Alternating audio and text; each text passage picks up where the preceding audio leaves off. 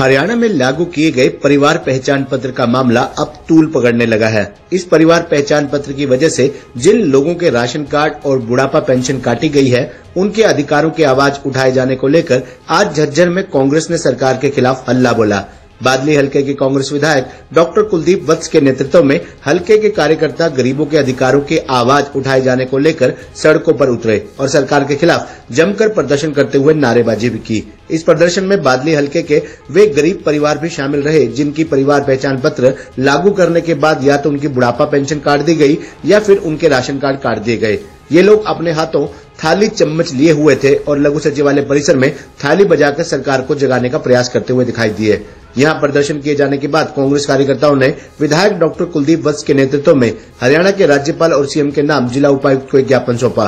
ज्ञापन में हरियाणा में लागू किए गए परिवार पहचान पत्र के फैसले को वापस लिए जाने की मांग उठाई गई।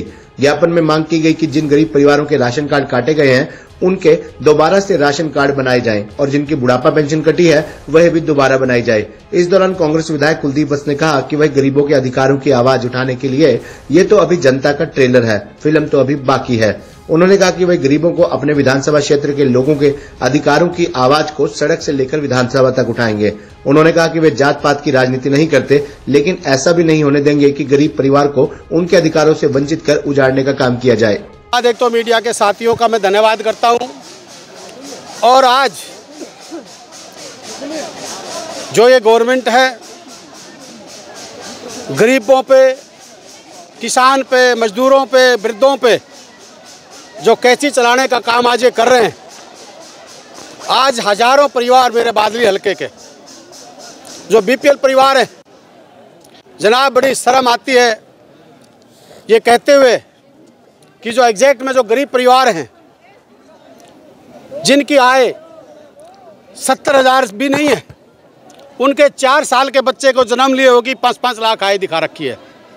और गरीब परिवारों के जिनको राशन उसके माध्यम से मिलके वो अपने बच्चों का पेट पालते थे, जो जिनके घर पे आज एक बिजली का बल्ब नहीं है, उनके धारकों के कार्ड काट दिए गए।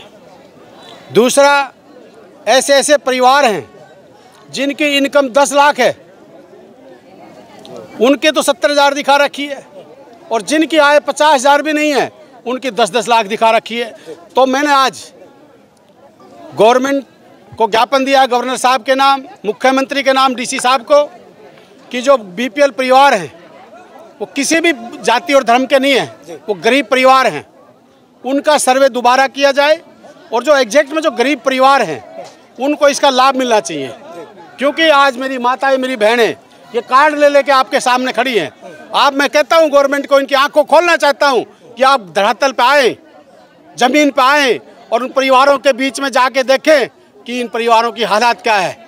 आपने ड्रोन सिस्टम से सर्वे करा दिया, आज बोले 9,000 रुपये बिजली का बिल आ गया, उसका काट दिया। मैं पूछना चाहता हूँ, ये जो वृद्धा पेंशन थी ये चौधरी देवीलाल ने जब की थी, मैं ये जो इनके पोते जो बैठे हैं चौधरी देवीलाल जी के, दुष्यंत चौटाला जी, इन चौधरी देवीलाल जी का नाम डुबोने का आप काम कर रहे हो।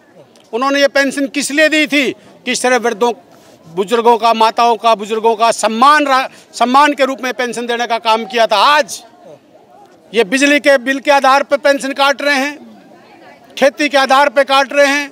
ये बुजुर्गों का, माताओं का, हमारे चाचा ताऊओं का अपमान करने का काम कर रहे हैं।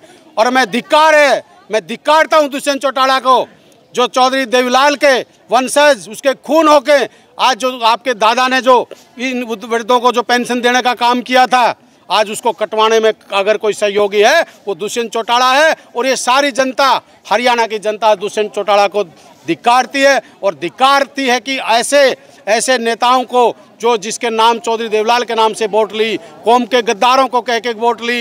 एक भाई कहता था बैक खट्टर का, मोदी फोटू मोदी का, एक भाई कहता है जी जो बीजेपी की वोट देगा वो कौम का गद्दार होगा। मैं पूछना चाहता हूँ दुष्यंत चौटाला और दिग्विजय चौटाला से,